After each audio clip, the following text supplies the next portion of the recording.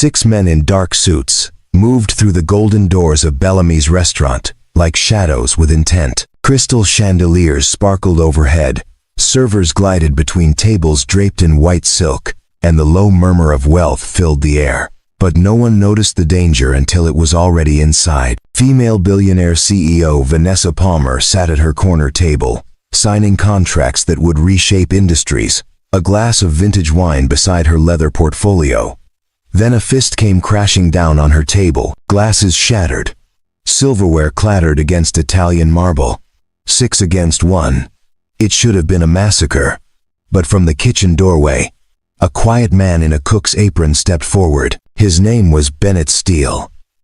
And what happened in the next 6 seconds left the entire room speechless.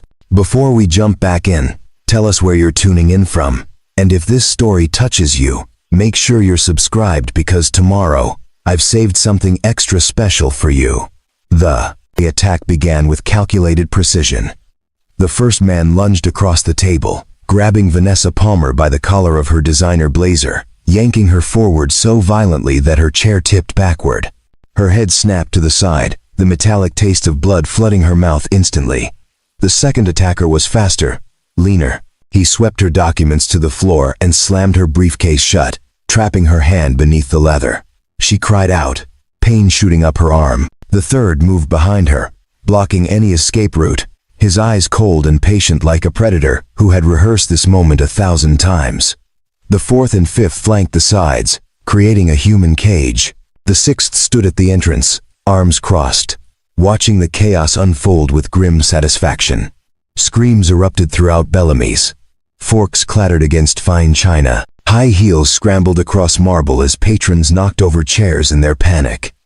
The air, once fragrant with roasted duck and truffle, risotto, now thickened with terror. Sitting 2 tables away, Thania Foster, Vanessa's chief financial officer, froze.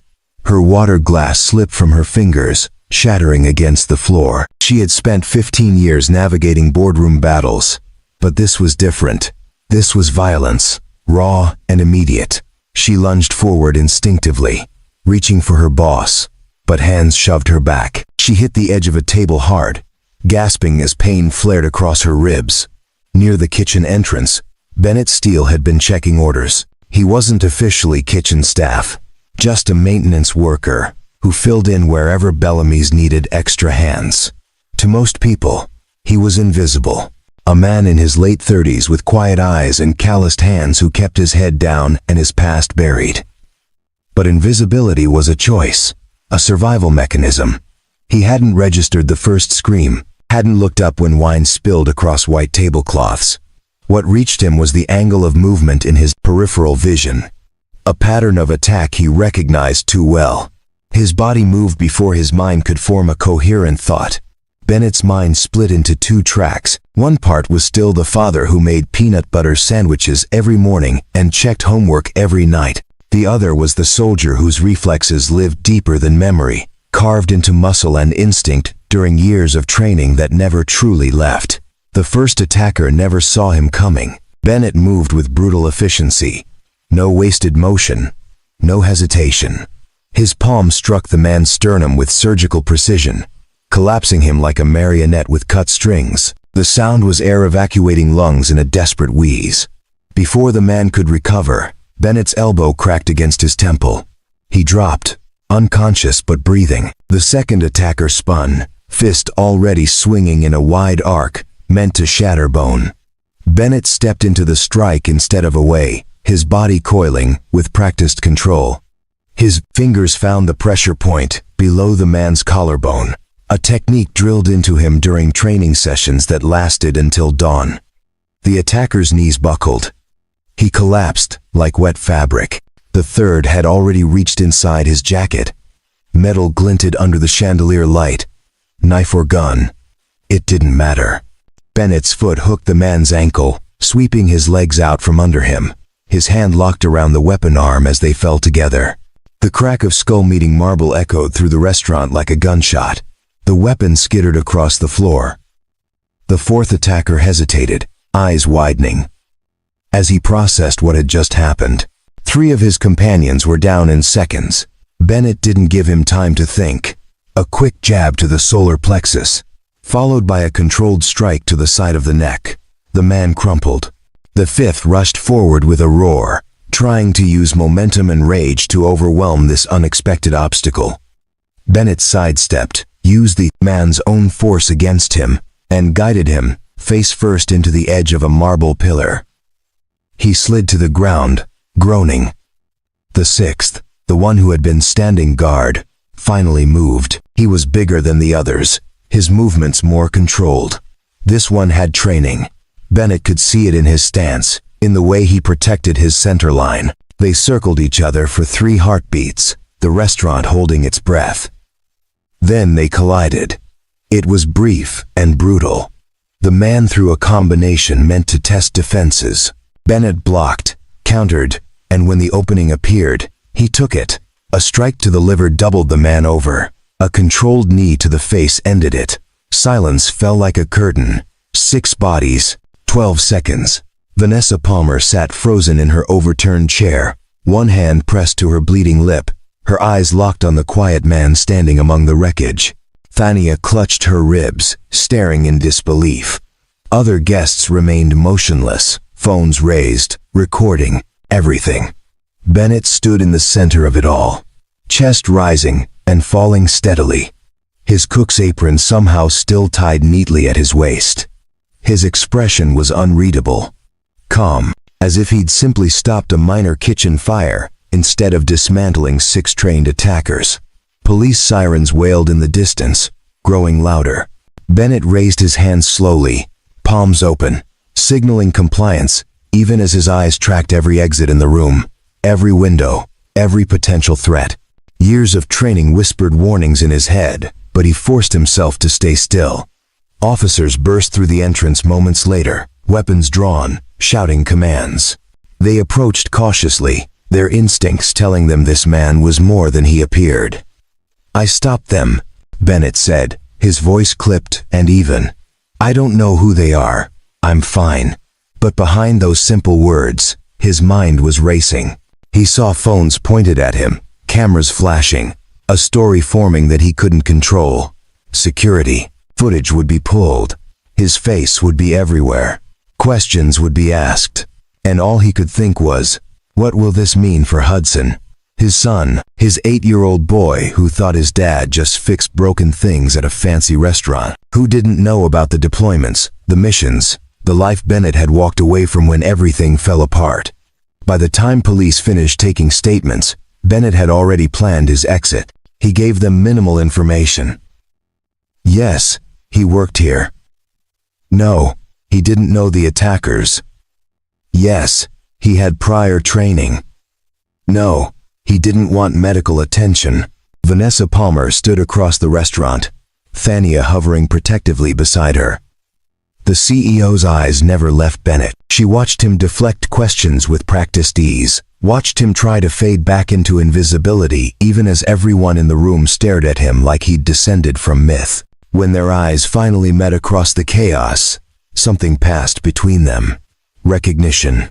Not of faces, but of souls who understood what it meant to carry weight the world couldn't see. Bennett nodded once, a brief acknowledgement, then turned toward the kitchen exit.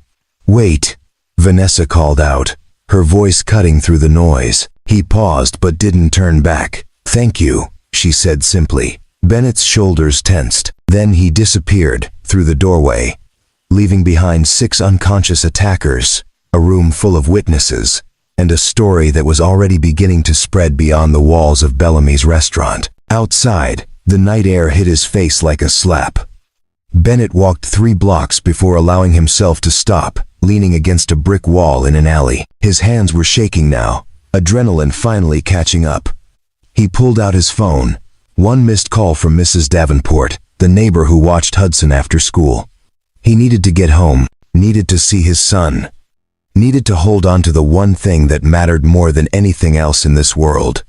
But as he walked toward the subway station, Bennett Steele knew with absolute certainty that his carefully constructed invisible life had just been shattered beyond repair. By midnight, the footage had escaped into the digital world like wildfire. Shaky cell phone video, captured from behind an overturned table, showed only Bennett's back, the blur of controlled violence, and the devastating efficiency of his movements. The angle was poor, the lighting worse, but it was enough. The internet had found its newest obsession. 7 million views by morning, 40 million within the week. In his small Brooklyn apartment, Bennett shut the blinds tighter than necessary. He stood at the kitchen sink, washing dishes by hand even though they were already clean, scrubbing as if he could wash away the exposure, the attention, the inevitable questions. But Hudson found it first. "Dad," his 8-year-old said that afternoon, small hands clutching a tablet, eyes wide with a mixture of awe and confusion. "Is this you?" His voice trembled with pride and fear, the way kids sound when they discover their parent might be something more than just a person who makes breakfast and helps with spelling homework. Bennett dried his hands slowly, buying himself seconds he didn't have. He knelt down, brushing dark hair from Hudson's face. The boy had his mother's eyes, bright and questioning, that stubborn set to his jaw that had been Julia's signature expression. Preparing and narrating this story took us a lot of time. So if you are enjoying it, subscribe to our channel. It means a lot to us. Now back to the story. "Yes," Bennett admitted softly. "That's me, but it's not special. Just helping someone who needed help. Like when we help Mrs. Davenport carry her groceries upstairs." Hudson wasn't interested in modesty. He threw his arms around Bennett's neck, whispering fiercely against his shoulder, "I knew you were a superhero." Something inside Bennett fractured. A soundless crack, like ice thawing after a long winter. He held his son tight, his scarred hands trembling. Julia would have known what to say. Julia always knew how to explain the complicated parts of life in ways that made sense to a kid, but Julia wasn't here anymore. Bennett's story hadn't begun in that restaurant. It had been carved across years of choices and sacrifices, written in scars both visible and hidden. Once, he wore combat boots and tactical gear. Once, his life was measured in deployments and classified operations. Navy veteran, though he never specified which unit, the kind of service where stories stayed buried in redacted files and the memories of men who didn't talk about what they'd done. He had been good at it. Too good, maybe. The precision, the control, the ability to read a situation and respond in fractions of seconds. Those skills had kept him alive through tours in places whose names he still couldn't speak aloud. But that life ended the day Julia collapsed. She had been making breakfast, laughing at something Hudson had said about dinosaurs wearing hats. Then she was on the floor, her eyes confused, her words slurred. Stroke. The doctor's word had hit like incoming fire. Massive. Unsurvivable. She lasted 3 days in the ICU, long enough for Bennett to hold her hand and make promises he wasn't sure he could keep. Long enough to whisper goodbye. Not long enough for any of it to make sense. Hudson had been 7, old enough to understand death but too young to understand forever. Bennett had carried rifles through hostile territory. Now he carried the weight of single parenthood. He had been trained to neutralize threats. Julia's absence was a threat he couldn't fight, an enemy he couldn't defeat. The transition wasn't gradual. One day he was Bennett Steele, operator with a skill set governments paid for. The next, he was Bennett Steele, widower, trying to figure out how to braid hair and pack lunches and explain to a grieving boy why mommy wasn't coming home. The military offered support, his unit sent condolences. None of it helped during the 3 a.m. panic attacks when Hudson woke up screaming for his mother. So Bennett quit. He traded tactical operations for whatever work he could find. Security jobs at first, but those required too much time away from Hudson. Construction gigs that paid cash under the table. Finally, Bellamy's restaurant, where they needed someone who could fix broken equipment, fill in when staff called out, and stay invisible. Brooklyn became their world. A 2-bedroom apartment above a bodega, where the owner's wife, Mrs. Davenport, brought them homemade empanadas when she thought Bennett looked too thin. A public school 3 blocks away where teachers adored Hudson's wild imagination. A small park with rusted swings where Bennett pushed his son every evening, the rhythm of chains creaking becoming a kind of meditation. His job at Bellamy's wasn't glamorous. Fixing industrial refrigerators, unclogging drains, occasionally filling in wherever they needed hands. But the hours worked. Evenings meant Hudson could stay with Mrs. Davenport. Mornings meant Bennett could walk him to school, check his homework, make him scrambled eggs that were always slightly overcooked but served with a smile. For Bennett, invisibility was survival. He kept his head down, never missed work, never drew attention. The staff barely knew his last name. Customers never saw him, which had been exactly the point, until that night changed everything. Inside him, there had always been a war. Part of him wanted to bury the soldier he'd been, to become just another single dad trying to make rent and raise a good kid. Another part couldn't forget. His body remembered too much. The way his shoulders squared without conscious thought. The way his eyes automatically scanned every room for exits and threats. The way his hands tensed whenever someone moved too quickly near Hudson. He tried to bury the operator, but that part of him never truly slept. And now, thanks to one viral video, the world had seen him, really seen him. 2 days after the incident, Bennett walked Hudson to school as usual. But this time, other parents stared, whispered. One father nodded with obvious respect. A mother smiled and said, "Thank you for what you did." Hudson beamed with pride, but Bennett felt his stomach tighten. At the school gate, Hudson turned, backpack bouncing. "Dad, can I tell my teacher you're famous?" "I'm not famous," Bennett said firmly. "I'm your dad. That's all that matters. But everyone's talking about it. Tyler's mom showed us the video. You were so cool." Bennett crouched down, holding his son's shoulders gently. "Listen to me, buddy. What happened at that restaurant? That's not who I am anymore. I'm just a guy who fixes things, and makes sure you eat your vegetables. Okay?" Hudson studied him with those two knowing eyes. "But you saved that lady." "I did what needed to be done. Now you need to go learn your multiplication tables."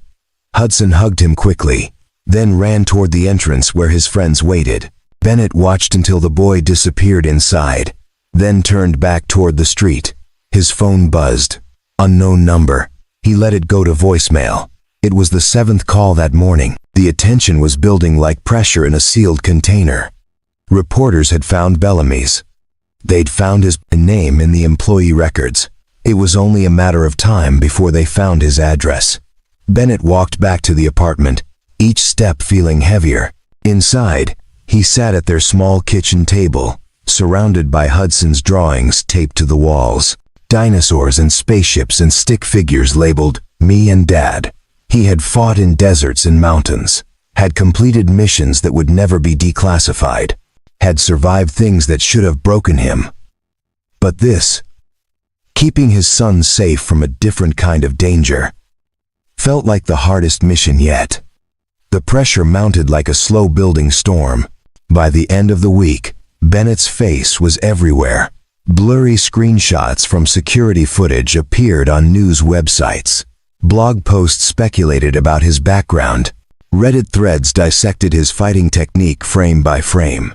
Someone had found his LinkedIn profile from years ago, back when he'd listed security consultant as his occupation.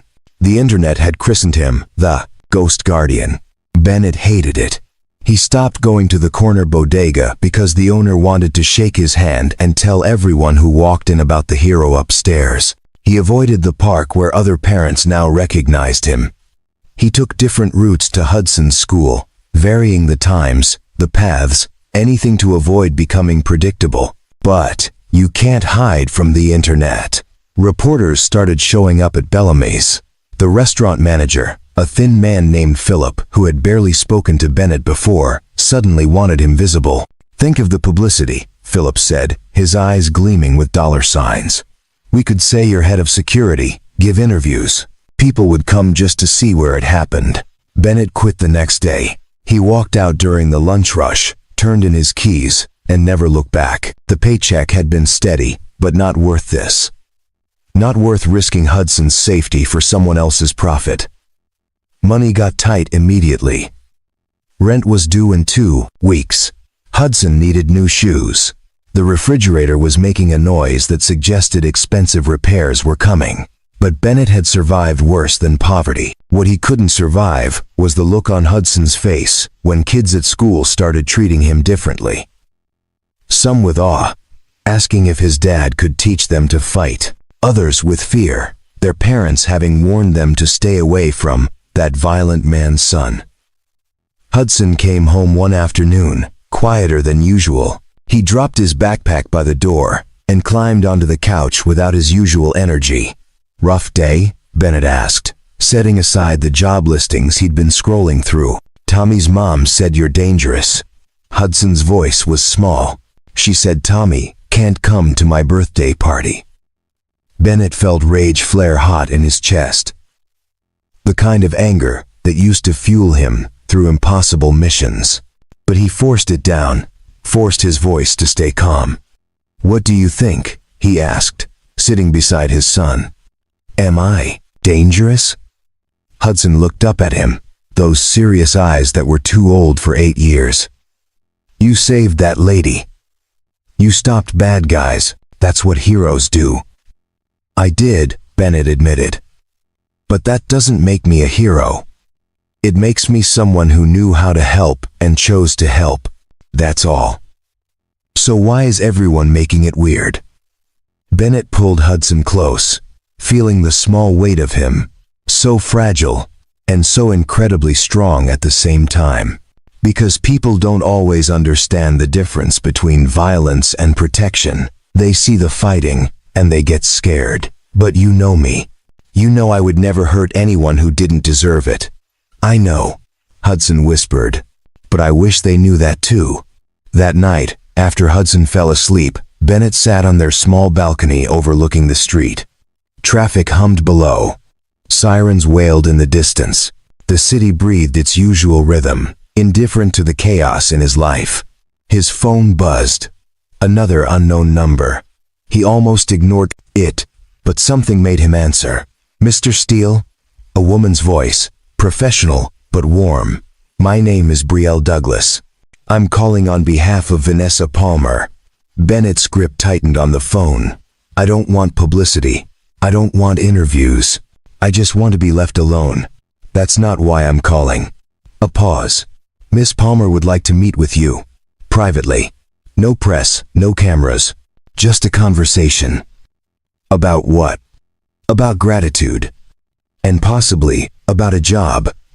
If you're interested." Bennett laughed, the sound harsh. "I'm not interested in being anyone's bodyguard." "That's not what she's offering." Brielle's voice stayed patient. "But she'd like to explain. In person. Would you be willing to meet? 1 hour. Public place of your choosing. If you don't like what she has to say, you walk away. No obligations." Bennett should have said no. Should have hung up and blocked the number. But rent was due and Hudson needed shoes, and the refrigerator was definitely dying. "Prospect Park," he said finally. "Tomorrow, 2 p.m. The entrance by the lake. She'll be there." The next afternoon, Bennett stood by the water, watching ducks glide across the surface. Hudson was at school. Mrs. Davenport had agreed to pick him up. The day was clear, almost warm. The kind of autumn afternoon that felt borrowed from summer. Vanessa Palmer arrived exactly on time. She wore jeans and a simple sweater, her hair pulled back, sunglasses covering her eyes. No entourage, no security detail visible, though Bennett's trained eye caught the subtle presence of at least 2 professionals maintaining a careful distance. "Mr. Steele," she said, extending her hand. "Just Bennett," he replied, shaking it briefly. They walked slowly along the path, neither speaking at first. Vanessa seemed to be choosing her words carefully. "I wanted to thank you in person," she finally said. "What you did, stepping in when you had no obligation to, it saved my life. You already thanked me at the restaurant. That wasn't enough." She stopped, turning to face him. "Those men weren't random. They were sent by someone I put in prison 3 years ago. Corporate espionage case. He hired them from behind bars to make a statement." Bennett's jaw tightened. They'll try again. Probably. Vanessa's voice was steady. Which is why I've increased my security. But that's not why I asked to meet. Then why? She pulled an envelope from her jacket pocket. I had my people look into you. Not deep, just surface level. Enough to know you're a single father. That you lost your wife. That you quit a job you probably needed because the attention was affecting your son. Bennett's eyes hardened. If this is charity disguised as gratitude, I'm not interested. It's not charity. Vanessa handed him the envelope. It's a consulting fee. One-time payment for services rendered. No strings attached. No publicity. No expectations. Just acknowledgement that you lost income because of what happened, and that's not fair. Bennett opened the envelope. Inside was a check that would cover 3 months of rent and then some. I can't accept this, he said, though his hand betrayed him by not immediately giving it back. You can, you should. Vanessa's voice softened. I know what it's like to be a woman in a world that wants to see you fail. You know what it's like to be a veteran in a country that thanks you for your service but doesn't follow through. We both understand survival. Take it. Buy your son something nice. Fix whatever needs fixing. And know that if you ever need anything else, my door is open. She started to walk away, then paused. One more thing. There's a second number in that envelope. My direct line. Not for business. Just in case you ever need someone who understands what it means to have targets on your back. Then she was gone. Her security detail materializing from the trees to escort her to a waiting car. Bennett stood alone by the water, holding an envelope that represented temporary relief and a phone number that represented something he couldn't quite name. He thought about Tommy's mom calling him dangerous. About Hudson's birthday party that would be smaller because parents were afraid. About the way his son's eyes lit up when he called him a superhero. Maybe Vanessa was right. Maybe they did understand each other. But understanding didn't make the danger go away. It just meant you recognized it when it arrived. Bennett pocketed the envelope and walked back toward the subway station. He had a son to pick up from school, shoes to buy, and a life to keep as normal as possible. The viral video would fade eventually. The internet would find a new obsession, and Bennett Steele would fade back into the background where he belonged. At least, that's what he told himself. The grocery store on Fifth Avenue wasn't where Bennett expected his world to tilt again. It was a Saturday morning, the kind where autumn sunlight slanted through windows and made everything look softer than it was. Hudson pushed the cart, standing on the bottom rail and riding it like a scooter while Bennett grabbed items from shelves with practiced efficiency. Bread, peanut butter, the off-brand cereal Hudson pretended to hate but ate anyway. They were debating the merits of chocolate chip versus oatmeal cookies when Bennett saw her. Vanessa Palmer stood in the produce section, holding a cantaloupe like she'd never seen one before. She wore yoga pants and an oversized sweater, her hair in a messy ponytail. No makeup. No armor, just a woman trying to figure out if a melon was ripe. She looked up, and their eyes met across a pyramid of apples. For a moment, neither moved. Then Hudson, oblivious to the tension, called out, "Dad, can we get the cookies with the rainbow chips?" The spell broke. Vanessa smiled, a real smile that transformed her face from the polished CEO he'd seen on magazine covers to someone approachable, almost vulnerable. She set down the cantaloupe and walked over. "Bennett," she said, "and this must be Hudson." Hudson looked up at her with open curiosity, the way kids do before the world teaches them to be guarded. "Do you know my dad?" "I do," Vanessa said, crouching to his level. "He helped me when some very bad people tried to hurt me." Hudson's chest puffed with pride. "He's really strong and brave, and he makes the best grilled cheese even though the edges are always burned." Bennett felt heat creep up his neck. "Hudson." "What?" "They are burned, but they're still good." Vanessa laughed, the sound genuine and unguarded. "I bet they're perfect.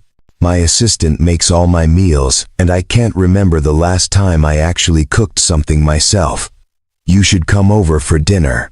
Hudson announced with the fearless hospitality of someone who didn't understand social boundaries. Dad always makes too much anyway.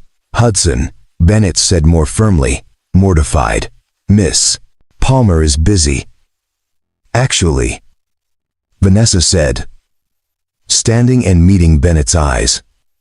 I'm not. Not tonight, anyway. Bennett opened his mouth to deflect, to make an excuse. But something in her expression stopped him. She looked hopeful. Not in the way powerful people look when they want something, but in the way lonely people look when they're offered connection. It's just spaghetti, he warned. Nothing fancy. Fancy is overrated, Vanessa replied. What time? An hour later, Bennett was panicking. He stood in their small apartment, looking at it through the eyes of a billionaire CEO. The couch had a permanent indent from where he sat every night. Hudson's drawings covered the refrigerator like wallpaper. The table wobbled, unless you put a folded napkin under one leg. Nothing matched. Everything was worn. It's fine, Mrs. Davenport said from the doorway, where she'd appeared with a tray of empanadas. Stop fussing. She's not coming to judge your furniture. She lives in a penthouse, Bennett muttered. She probably has artwork worth more than this entire building. Then she needs to see how real people live. Mrs. Davenport set the empanadas on the counter. You're a good man, Bennett. You're a good father.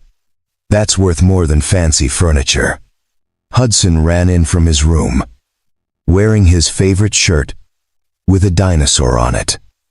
Is she here yet? Not yet, buddy. Go wash your hands. At 6:30, there was a knock. Bennett opened the door, and for a second, he forgot how to breathe. Vanessa stood there with a bottle of wine and a bakery box, looking nervous. Actually nervous.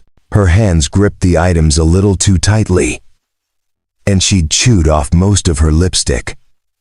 Hi, she said. I brought dessert. I wasn't sure what Hudson liked, so I got an assortment. There's chocolate cake, lemon tart, and some kind of berry thing the baker recommended. You didn't have to do that, Bennett said, stepping aside to let her in. I wanted to. She entered, and her eyes swept the apartment with what looked like genuine interest, not judgment. This is nice. It feels like a home. Hudson bounded over, freshly washed hands still slightly damp. Want to see my room? I have a model airplane Dad and I built. Well, mostly Dad built it because I kept gluing my fingers together, but I helped. Vanessa laughed. I would love to see it. Bennett watched his son lead this woman, this billionaire, down the narrow hallway to his small bedroom. He heard Hudson's excited chatter, Vanessa's patient questions. Something in his chest loosened. A knot he hadn't realized he'd been carrying. Dinner was chaos in the best way. Hudson talked non-stop, asking Vanessa questions ranging from, do you have a pet? To, what's the biggest number you've ever seen? She answered each one seriously, never talking down to him, never checking her phone. Bennett served spaghetti that was slightly overcooked, garlic bread that was slightly undercooked, and salad from a bag. It was the furthest thing from Bellamy's elegant cuisine. This is delicious, Vanessa said, and meant it. You're just being nice, Bennett replied. I'm not. Do you know how long it's been since someone cooked for me? Since I ate at a table that wasn't a work meeting or a networking dinner. She twirled spaghetti on her fork. This is the first meal in months where I haven't thought about quarterly earnings. Hudson, sauce on his chin, grinned. Dad says food tastes better when you make it with people you care about. Vanessa's eyes met Bennett's across the table. Your dad is a smart man. After dinner, while Bennett washed dishes, Vanessa helped Hudson with a puzzle at the coffee table. He watched them from the kitchen, soapy hands pausing mid-scrub. She sat cross-legged on the floor, not worrying about her expensive jeans, laughing when Hudson insisted a piece went somewhere it clearly didn't fit. She's nice, Hudson said later, after Vanessa had left with promises to do this again. And she didn't act weird about our apartment being small. No, Bennett agreed, tucking his son into bed. She didn't. Do you like her? Bennett paused, caught off guard by the directness. I just met her, bud. But do you like her? Hudson persisted with the relentless logic of 8-year-olds. The way you liked Mom. The question hit like a physical blow. Bennett sat on the edge of the bed, choosing his words carefully. Your mom was special. No one will ever replace her. But Miss Palmer is nice. I like being around her. Is that okay with you? Hudson considered this with a seriousness beyond his years. Mom would want you to be happy. She told me that, before. She said if anything happened to her, I shouldn't be sad forever because that would make her sad too. Bennett's throat closed. He pulled Hudson into a hug, fighting the sting behind his eyes. When did you get so wise? I don't know. Hudson mumbled against his shoulder. Maybe I'm just really smart. Later, alone in the kitchen, Bennett's phone buzzed. Vanessa, thank you for tonight. I can't remember the last time I felt that normal, that human. Bennett stared at the message for a long moment before typing back. Bennett, thank you for not judging the burned garlic bread. Vanessa, the burned edges were my favorite part. He smiled at his phone like a teenager, then felt ridiculous for it. But the smile didn't fade. Another message came through. Vanessa, I meant what I said about my door being open. For anything. Not just emergencies. Bennett. Same here. Though my door leads to a lot less square footage. Vanessa. But a lot more heart. He set the phone down, that knot in his chest loosening a little more. Outside, the city hummed with its usual chaos. Inside, for the first time since Julia died, the apartment didn't feel quite so empty. The letter arrived 3 days later, delivered by courier in a Mercedes that drew stares from everyone on the block. Bennett signed for it, the thick envelope heavy with implications. Inside, embossed letterhead from Palmer Industries, words carefully chosen by lawyers and PR teams. Mr. Steele, it began. We would be honored by your presence at Palmer Industries headquarters. Thursday, 10 a.m. Please allow us to express our gratitude formally and discuss a potential opportunity that may interest you. It was signed by Vanessa herself, her signature bold and confident. Bennett set the letter on the kitchen table and stared at it like it might explode. He knew what this was. A job offer. Security position. Probably. 6 figures. Benefits. A future that didn't involve wondering if he could afford new winter coats for Hudson. He should be grateful. Excited, even. Instead, he felt trapped. That night, after Hudson was asleep, Bennett stood on the balcony smoking a cigarette he'd bummed from the bodega owner. He'd quit years ago. But tonight, the old habit called to him. His phone rang. Vanessa, you got the letter, she said without preamble. I did. And you're thinking of ways to say no. Bennett exhaled smoke into the cold air. Am I that predictable? You're that principled. A pause.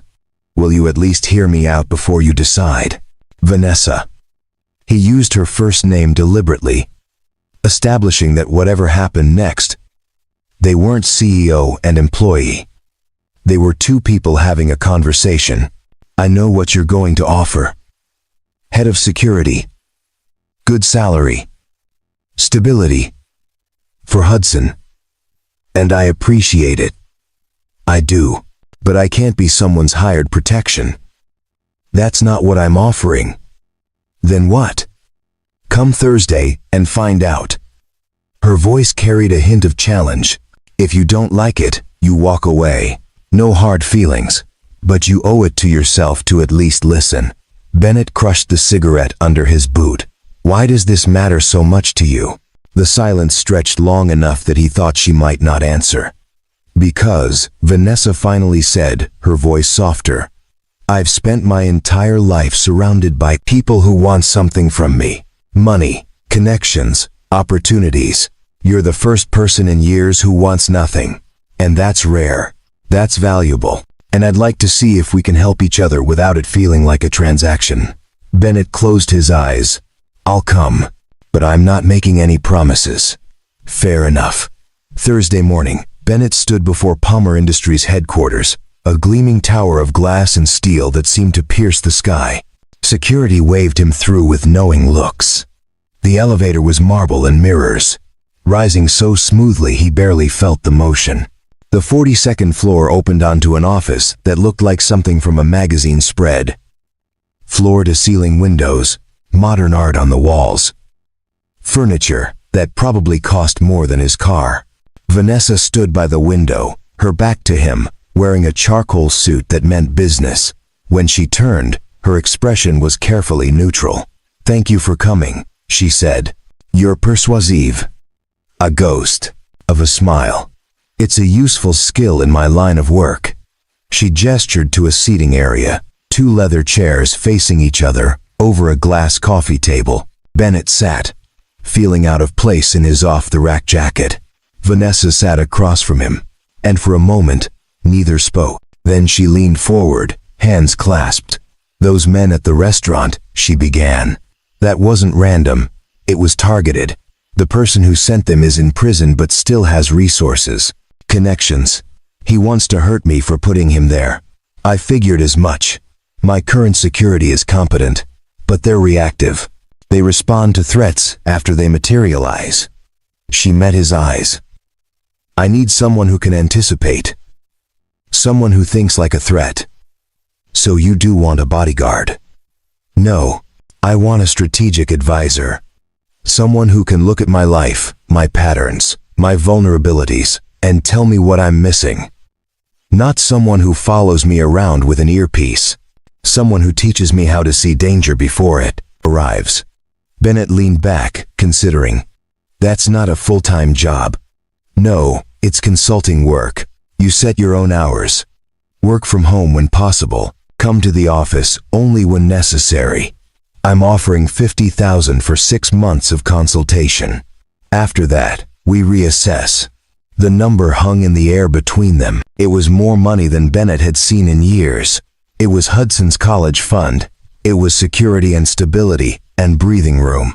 "There's a catch," he said. "There's always a catch." Vanessa's smile was wry. "The catch is that if you say yes, you're also saying yes to being in my life. Not just professionally. You've seen how I live, the pressure, the threats. I need someone I trust, and trust isn't something you can buy." Bennett thought about Hudson's burned grilled cheese and puzzle pieces on the living room floor, thought about Vanessa sitting cross-legged in jeans, laughing at his son's terrible jokes. "What happens when the 6 months are up?" "We decide, together. Maybe you walk away with money in the bank and we stay friends. Maybe we extend the arrangement. Maybe something else entirely." She stood, moving to the window. "I'm not trying to trap you, Bennett. I'm trying to survive, and I think maybe you understand what that feels like." He did. Every single day since Julia died, survival had been the objective. Get up, feed Hudson, get him to school, find work, pay bills, repeat, never thinking beyond the next week, the next month. This was different. This was a chance to build something instead of just barely holding on. "I have conditions," Bennett said. Vanessa turned. "Name them." "Hudson comes first. Always. If he needs me, I'm gone, no questions asked." "Agreed. I'm not moving. We stay in our apartment. I don't want him uprooted." "Of course. And this stays professional. I advise. You listen or don't. But I'm not your employee. I'm an independent contractor. That means I can walk away anytime if this doesn't feel right." Vanessa crossed the room, extended her hand. "Deal." Bennett stood, taking her hand. Her grip was firm, businesslike, but her eyes held something warmer. "When do I start?" he asked. "How about now? I have a board meeting in an hour, and security wants to change my route home. I'd like your opinion." Bennett almost smiled. "Almost. You're not wasting any time. Time is the one thing I can't afford to waste." They spent the next hour going over routes, schedules, patterns. Bennett pointed out vulnerabilities she hadn't considered. Predictable coffee runs. The same parking spot every day. An assistant who posted her location on social media without thinking. By the time the meeting ended, Vanessa looked both impressed and slightly terrified. "I've made this too easy for them," she admitted. "You've been focused on running a company. That's not a failure. It's just a blind spot." Bennett stood, gathering the notes he'd made. "I'll have a full assessment to you by Monday." "Bennett," she called as he reached the door. "Thank you for saying yes." He turned back. "Thank you for not making it about charity. It's not charity. It's survival, for both of us." As Bennett rode the elevator down, he felt something he hadn't felt in years. Purpose beyond just getting through the day. A reason to use the skills he'd tried so hard to bury. He pulled out his phone and texted Mrs. Davenport. "Bennett, can you watch Hudson an extra hour today? New job just started." Mrs. Davenport. "Of course, Mijo. Is it good?" Bennett looked at his reflection in the elevator's mirrored walls. A man who'd been invisible for so long, slowly coming back into focus. "Bennett, yeah, I think it might be." The weeks that followed settled into an unexpected rhythm. Bennett spent mornings with Hudson, the sacred routine of breakfast and backpack checks and walks to school. Then he'd head to a coffee shop 3 blocks from their apartment, laptop open, analyzing Vanessa's schedules and security protocols with the same intensity he'd once applied to mission planning. Twice a week, he went to Palmer Industries, not to hover or guard, but to sit in on meetings where decisions about travel and events were made. He listened quietly, then offered observations that made security teams rethink everything. "Your charity gala next month," he said during one meeting. "You're announcing the location 2 weeks in advance." "We always do," Thania Foster replied, her tone suggesting this was obvious. "That gives threats 2 weeks to plan. Announce the venue the day before. Tell major donors it's an exclusive secret. Make unpredictability part of the brand." Vanessa leaned back in her chair, a smile playing at her lips. "I like it. Make it happen." But the real shift came in the spaces between work. One Saturday, Vanessa showed up at Bennett's apartment with pastries and an admission. "I don't know how to do nothing. Teach me." Hudson, delighted by this, immediately recruited her for his elaborate blanket fort construction project. Bennett watched from the kitchen as this woman, who commanded boardrooms, struggled with fitted sheets and couch cushions, laughing when the whole structure collapsed on her head. "This is harder than quarterly earnings," she said, emerging with her hair full of static. "Welcome to real life," Bennett replied, handing her coffee. They spent the afternoon doing absolutely nothing productive. Hudson taught Vanessa his made-up card game, with rules that changed every round. They ordered pizza that arrived cold because the delivery guy got lost. They watched a movie Hudson had seen 17 times, and Vanessa didn't check her phone once. When Hudson fell asleep on the couch between them, Vanessa whispered, "This is the best day I've had in years." Bennett looked at her. Really looked at her. Not the CEO in designer suits, but the woman who'd spent 3 hours losing at a card game and seemed genuinely happy about it. "You're welcome here anytime," he said. Dangerous words. "I might take you up on that." "Good." Their eyes held for a moment too long. Something unspoken passing between them. Then Hudson snored, loud and sudden, and they both laughed, the tension breaking into something easier. Another evening, Vanessa invited them to her penthouse for dinner. Hudson was awestruck by the space, running to the windows to look down at the city lights. "Dad, you can see everything from here. It's like being in an airplane." "Careful by the windows," Bennett said automatically. Vanessa smiled at his protective instinct. "They're reinforced. He'd have to throw a car through them to break the glass." Dinner was catered, elegant, nothing like Bennett's burned garlic bread. But Vanessa seemed uncomfortable with the formality. Halfway through the meal, she disappeared into the kitchen and returned with peanut butter and jelly sandwiches. "I asked the chef to leave these," she admitted, "because sometimes you just want something simple."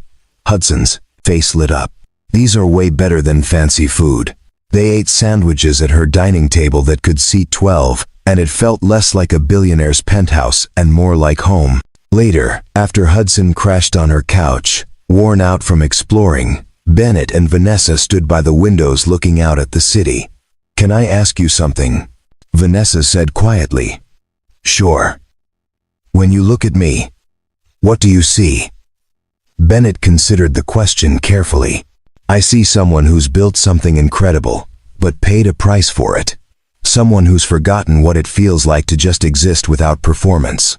Someone who's lonely, but won't admit it, because admitting it feels like weakness." Vanessa's breath caught. "That's uncomfortably accurate." "You asked." She turned to face him. "What do you see when you look at yourself?" Now it was Bennett's turn to feel exposed. "I see someone still trying to figure out who he is without the uniform. Someone who's terrified of failing his son. Someone who's scared that if he lets anyone too close, he'll lose them like he lost Julia. And yet," Vanessa said softly, "you let me in. You're persistent. I'm interested." She stepped closer. "In you. In Hudson. In whatever this is becoming." Bennett's heart hammered. "Vanessa, I know. It's complicated. You work for me. Sort of. We come from different worlds. There are 1,000 reasons this is a terrible idea. But," Bennett prompted, "but I can't remember the last time someone looked at me like I was just a person. Not a bank account or a business opportunity. Just Vanessa." Her eyes searched his.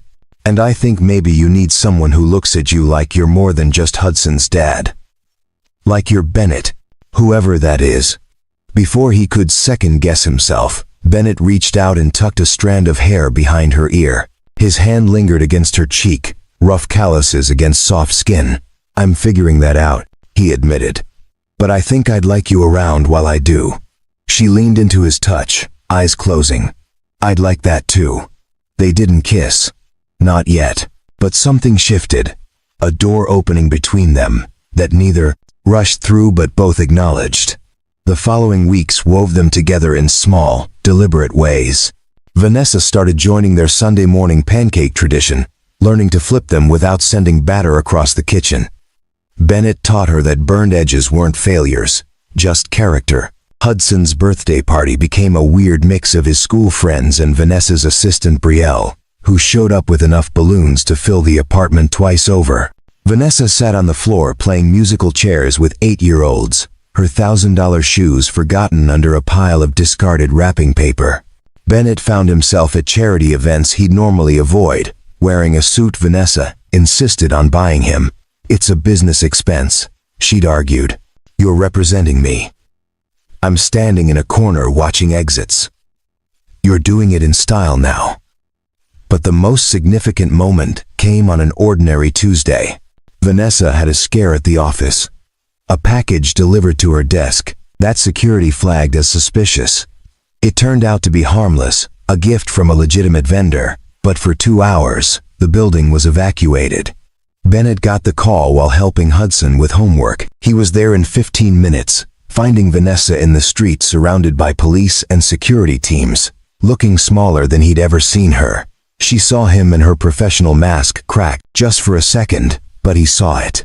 Later, after the all-clear was given, and everyone else had gone back inside, they stood on the sidewalk. Evening was falling, the city transitioning from day to night. "I was scared," Vanessa admitted quietly. "That's human. I don't like being human sometimes. It's exhausting."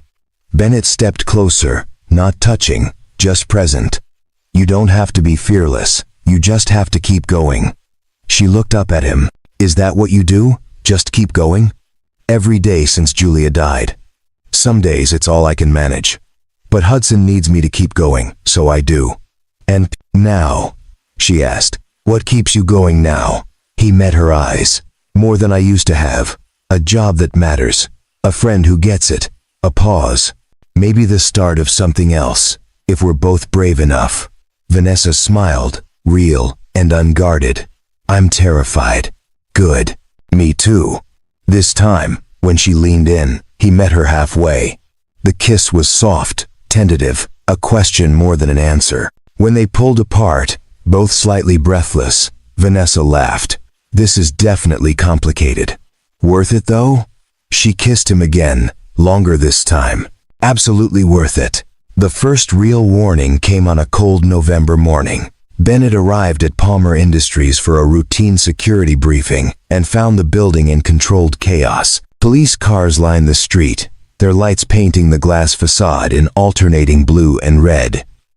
Thania met him at the entrance, her usual composure replaced with visible tension. "Parking garage," she said without preamble. Two men caught tampering with Vanessa's car. They had tools, wiring, expertise. Bennett's blood went cold. "Bomb? Security thinks so. Bomb squad is down there now." He pushed past her, taking the stairs down instead of waiting for elevators. His training kicked in, old instincts flooding back with crystalline clarity. By the time he reached the garage, he'd already mapped escape routes and calculated blast radius. Vanessa stood behind a police barrier, arms crossed, face pale but controlled. When she saw Bennett, something in her posture softened. "They were caught early," she said as he reached her side. Security patrol interrupted them before they could finish whatever they were doing. "Lucky timing," Bennett replied, his eyes scanning the scene. "Or good protocol." She glanced at him. "The random patrol schedule you suggested. They weren't supposed to sweep this level for another hour, but the unpredictability worked." A small victory, but Bennett felt no satisfaction. This wasn't amateurs. Professionals would have posted lookouts, worked faster. The police said the same thing. Vanessa's voice dropped. "They're pressing the men for information, but so far they're not talking." Bennett watched as investigators moved around her vehicle, their movements careful and deliberate. "This changes things. They're not trying to intimidate anymore. They're trying to kill you. I know. You need to disappear for a while. Let this cool down." Vanessa turned to him, her jaw set in that stubborn line he'd come to recognize. "I have a company to run. A board meeting next week. Investors expecting results. I can't just vanish." "You can if you're dead." The bluntness made her flinch, but he didn't soften it. She needed to understand the stakes. "What do you suggest?"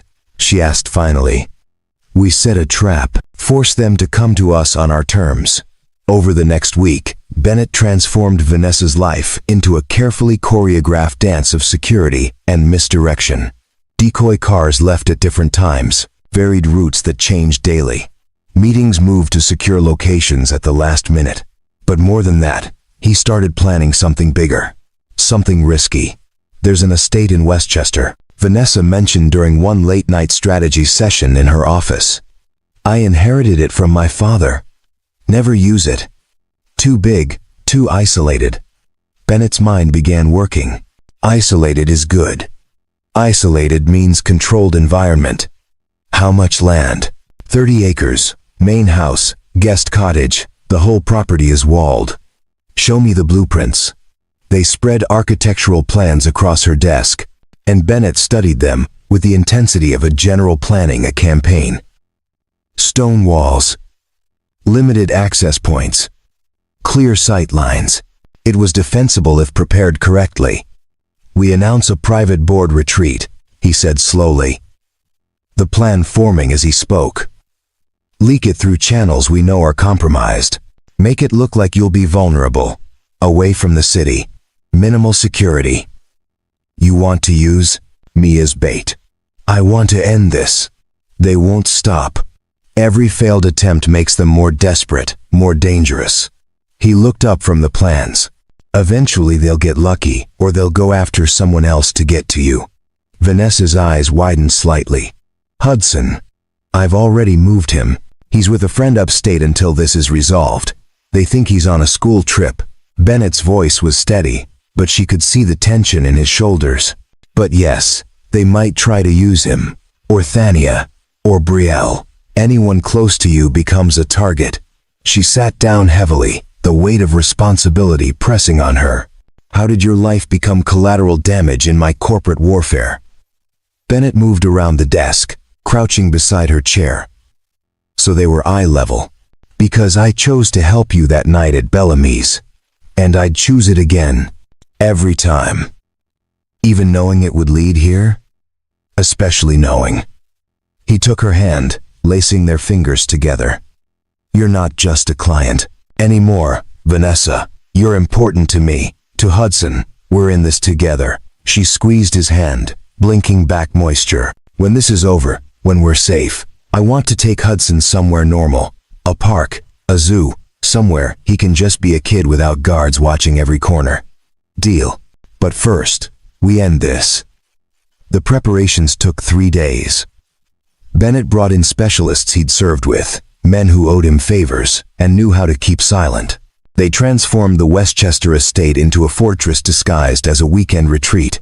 Motion sensors in the trees, reinforced entry points, hidden cameras covering every approach, escape routes mapped and rehearsed. The guest cottage became a panic room, stocked with supplies and communication equipment. Vanessa watched the transformation with a mixture of awe and fear. You've done this before. Set traps like this. Different circumstances, same principle. Control the environment, predict the enemy, force them into making mistakes. And if they don't come, they will. Pride won't let them walk away now. Too many failed attempts, too much invested. Bennett checked the security monitors one final time. They'll come hard and fast, expecting easy access to you. Instead, they'll find a killing ground. The night before they left for Westchester, Bennett spent the evening with Hudson via video call. His son chattered about the farm where he was staying, the horses he'd ridden, completely unaware of the danger swirling around his father. When can I come home? Hudson asked. Soon, buddy. Just a few more days. Miss you, Dad. Miss you too. More than anything. After the call ended, Vanessa found Bennett standing by the window, staring out at the city lights. He's safe, she said softly. You made sure of that. Safe isn't enough. I want him to grow up without looking over his shoulder, without wondering if someone might hurt him to get to me, or to you. She wrapped her arms around him from behind, resting her cheek against his back. Then we finish this. Tomorrow. Tomorrow, he agreed. But neither of them slept that night, both knowing that by this time tomorrow, everything would be decided.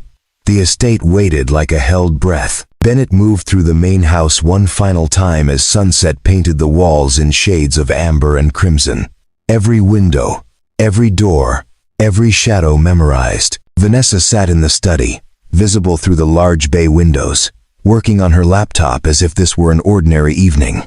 The bait, perfectly positioned. Thania and Brielle had both been sent away with convincing excuses. The skeleton security staff were Bennett's people, positioned strategically, waiting. Outside, darkness gathered between the trees. They'll come tonight, Bennett said into his radio. Stay sharp. At 9 p.m., the motion sensors along the north wall triggered. Bennett's earpiece crackled. Movement in the trees. Count 6. Maybe 7 individuals. Professional spacing. Copy. Let them come. He watched on the monitors as figures emerged from the darkness, moving with military precision. They'd done reconnaissance, studied the property, but they didn't know about the upgrades, the sensors, the trap closing around them. Vanessa looked up as Bennett entered the study. Showtime? Stay here until I give the all clear. If something goes wrong, there's a panic button under the desk. Hit it. And the guest cottage locks down automatically. Bennett. She stood, crossing to him. Be careful. He cupped her face, kissed her, hard and quick. Always am. Then he was moving, slipping into the darkness like a ghost returning home. The first 2 intruders never made it past the garden. Bennett's team neutralized them silently, efficiently. Zip ties and gags, then dragged into a gardening shed that had been converted into a temporary holding cell. The 3rd and 4th tried to breach through the kitchen entrance. They found the door unlocked, inviting. Inside, Bennett waited in the shadows. The first man through died, the lights suddenly blazing, blinding after the darkness. Bennett moved fast, disarming him with a joint lock that sent the weapon clattering across tile. A chokehold, applied with just enough pressure. The man sagged, unconscious. His partner opened fire, bullets punching through cabinets. Bennett dove behind the marble island, waiting for the magazine to empty. The moment it did, he vaulted over the counter. 3 strikes, precise and devastating. The man collapsed. 2 more down. Bennett reported. Status? 3 more. Trying the east wing, came the reply. We're on them. But there was always one more. There was always the leader, the one who hung back, who learned from others' mistakes. Bennett found him in the main hall, and his blood went cold. The man held Vanessa, a gun pressed to her temple. She must have left the study, must have heard the gunfire, and come to help. Now she stood rigid, eyes wide but controlled. The famous Bennett Steele, the man said. His face was scarred, his eyes flat with professional detachment. Drop the weapon. Bennett set his gun on the floor slowly. You know this doesn't end well for you. Maybe not, but I complete my contract either way. The man's finger tightened on the trigger. She ruined my employer. Cost him everything. Now she pays. She put away a criminal. Bennett said, his voice calm even as his mind raced through scenarios. That's called justice. Justice? The man laughed, bitter and sharp. She destroyed a puppet. She dis. T-teen. Two says and family empire on technicalities. My employer lost everything while she built her fortune on his corpse. Bennett took a small step forward. So now you become a murderer. That help your conscience? I'm already a murderer. This is just one more. Vanessa's eyes met Bennett's. In them, he saw trust, complete, absolute trust, that he would find a way. He did what he'd been trained to do. He talked, buying seconds, watching for the opening that would come. It always came. You served, Bennett said, recognizing the stance, the bearing. What branch? Marines. 3 tours before I found more profitable work. Then you know about honor. About protecting those who can't protect themselves. Honor doesn't pay bills. Doesn't feed families. Neither does a life sentence. Another small step. You kill her, you don't walk out of here. My team has every exit covered. You're already caught. Question is whether you go down for attempted murder or the real thing. The man's jaw tightened, doubt flickering across his face. The gun wavered, just slightly. It was enough. Bennett moved, years of training compressing into explosive action. He closed the distance before the man could react, his hand striking the gun arm, redirecting it away from Vanessa's head. The weapon discharged, the bullet punching into the ceiling. Plaster rained down. Vanessa dropped, getting clear. Bennett and the man crashed together, grappling for control. They were matched in size and skill, both trained to kill. The fight was brutal, desperate. Bennett took an elbow to the ribs, felt something crack. Pain blazed, but he ignored it, drove his knee into the man's gut. They separated, circled, came together again. The man had a knife suddenly, slashing in practiced arcs. Bennett felt the blade kiss his arm, hot and sharp. He caught the wrist, twisted, heard bone snap. The knife clattered away. One final combination. Jab, cross, devastating uppercut. The man's head snapped back. He hit the floor hard and didn't get up. Bennett stood over him, breathing hard, ribs screaming. Blood dripped from his arm, staining the expensive carpet. Vanessa ran to him, hands frantically checking for damage. You're hurt. I'm alive. We're alive. He pulled her close with his good arm. It's over. Outside, sirens wailed. His team had called local police once the threat was contained. Red and blue lights painted the windows. Official and final. Bennett held Vanessa as adrenaline drained, leaving exhaustion in its wake. They had survived, the trap had worked, and for the first time in months, the future looked like something other than an oncoming threat. The aftermath unfolded in careful, deliberate steps. 7 men arrested, charged with attempted murder, conspiracy, weapons violations. The leader's employer, the imprisoned executive, found himself facing additional charges for ordering the attacks. Federal prosecutors built a case that would ensure he never saw freedom again. Bennett spent 2 days in the hospital, cracked ribs, 17 stitches in his arm, various bruises and contusions. Nothing that wouldn't heal, but enough that Hudson cried when he finally saw him, carefully hugging his father's uninjured side. "You promised you'd come back," Hudson said, voice muffled against Bennett's chest. "I always keep my promises, buddy." Vanessa visited every day, bringing flowers and terrible hospital cafeteria, coffee, sitting beside his bed and just being present. They didn't talk much about what happened.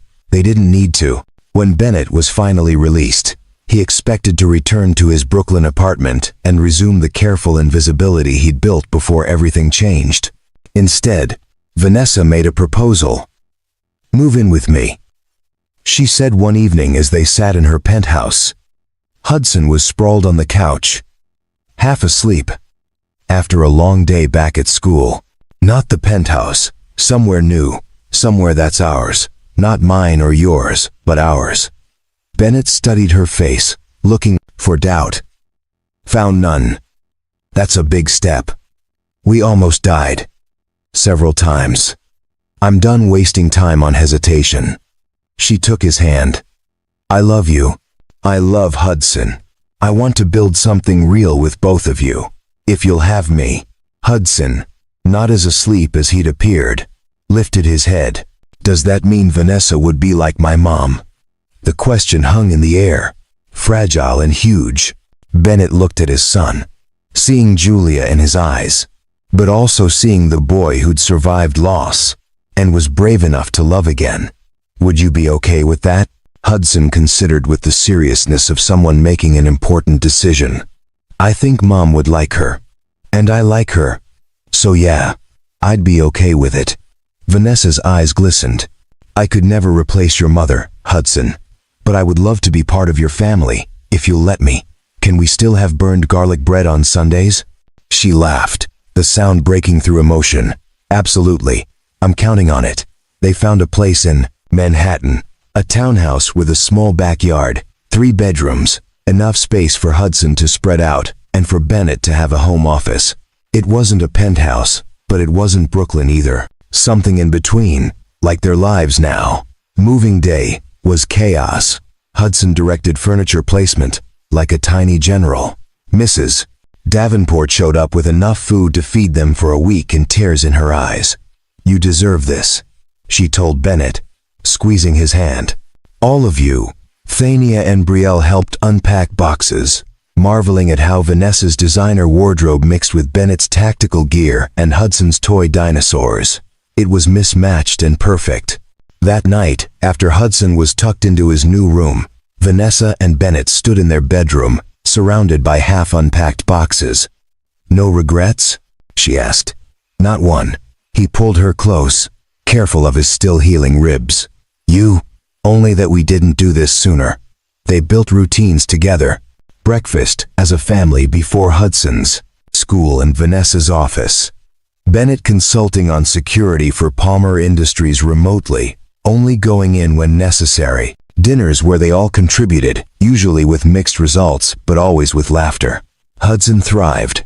His drawings now included 3 figures, carefully labeled Dad, Vanessa, me. He started calling her V, which somehow felt more intimate than any title. 6 months after moving in together, Bennett took Hudson to pick out a ring. "You're really going to ask her to marry you?" Hudson asked, examining diamonds with a jeweler's eye. "If you're okay with it, Dad. I've been okay with it since she ate my terrible cookies and said they were good." Hudson pointed to a simple band with 3 small stones. "That one." 3 stones. 3 of us. The proposal happened on an ordinary Tuesday. No fancy restaurant. No elaborate plan. Just the 3 of them in their kitchen, Hudson supposedly doing homework while actually eavesdropping. "Vanessa," Bennett said, pulling the blank ring from his pocket. We've survived corporate assassins, media scrutiny, and Hudson's science fair project. I figure marriage should be easier than all that." She laughed, then saw the ring and her breath caught. "You've given us a home," Bennett continued. "Not just a place to live, but belonging, safety, love. Will you marry me?" Hudson popped up from behind the counter. "Please say yes, because I already told my teacher you were going to be my stepmom." Vanessa laughed and cried at the same time, pulling them both into a hug. Yes, absolutely yes. The wedding was small, held in the townhouse's garden 6 months later. Hudson served as best man and ring bearer and gave a speech that had everyone laughing and crying. Mrs. Davenport wept openly. Thania and Brielle coordinated like they were running a Fortune 500 company. And when Bennett and Vanessa exchanged vows, promising to love and protect, and occasionally burn garlic bread together, it felt like the most natural thing in the world. Palmer Industries flourished under Vanessa's leadership, now with security protocols that became industry standard. Bennett started a consulting firm, teaching other executives how to spot threats before they materialized.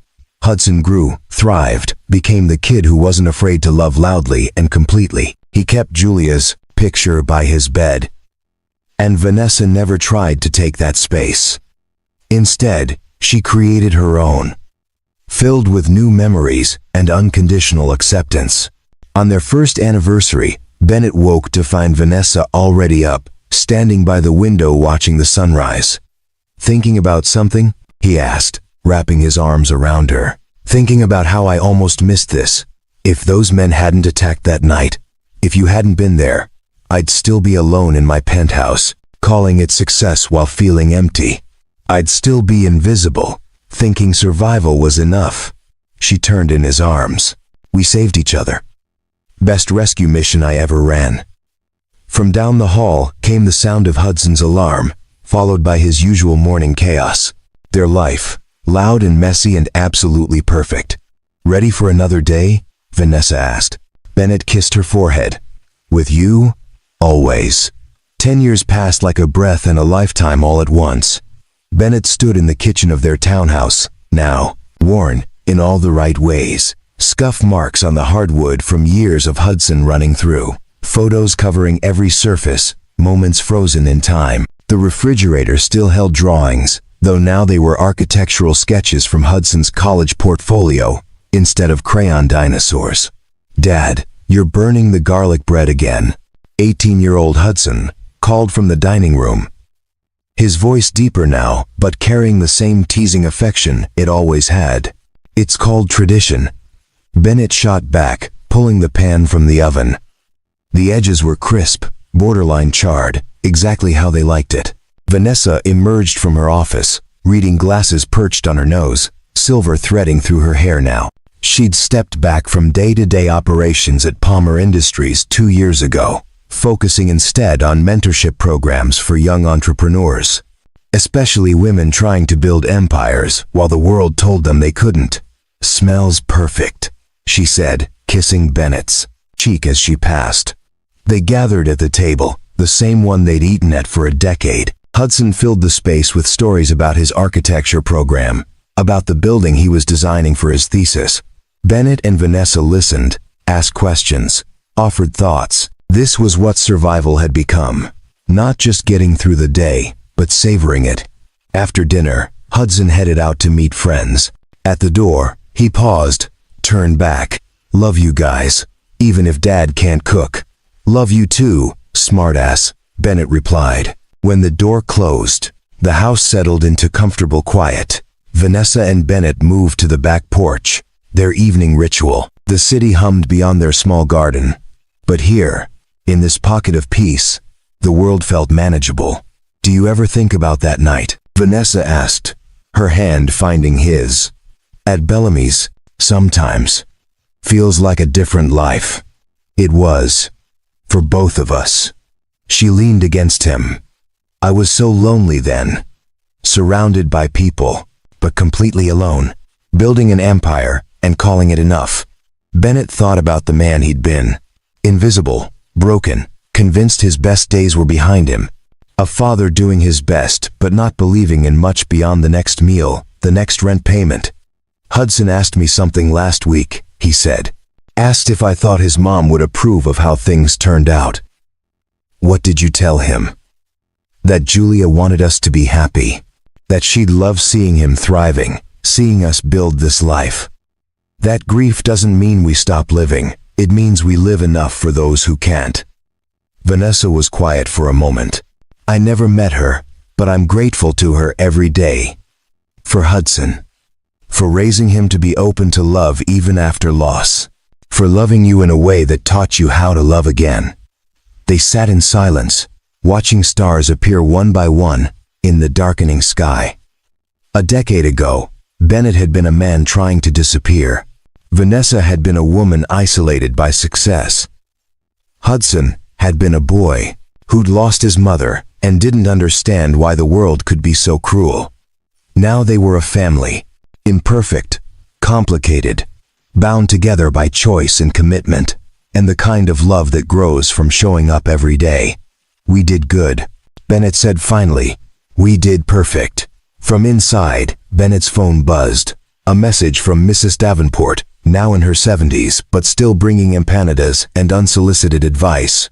A photo of her garden, asking if they'd come to dinner Sunday. Life continued, ordinary and extraordinary, all at once. Bennett thought about the scared single father he'd been, washing dishes in a restaurant, trying to stay invisible. He thought about the moment everything changed, when instinct overcame fear, and he stepped into danger to protect a stranger. That choice had led here. To a home filled with laughter, to a son who was confident and kind, to a partner who saw him completely and loved him anyway. Thank you, he whispered. Vanessa turned to him. For what? For being stubborn enough to find me. For not letting me hide. She smiled. That same smile that had disarmed him in a grocery store all those years ago. Thank you for being brave enough to be found. Inside, the kitchen light glowed warm. Their home, their life, built from survival into something beautiful. Not perfect, but real. Not without scars, but stronger because of them. And that was enough, more than enough. It was everything. Up next, you've got 2 more standout stories right on your screen. If this one hit the mark, you won't want to pass these up. Just click and check them out. And don't forget to subscribe and turn on the notification bell, so you don't miss any upload from us.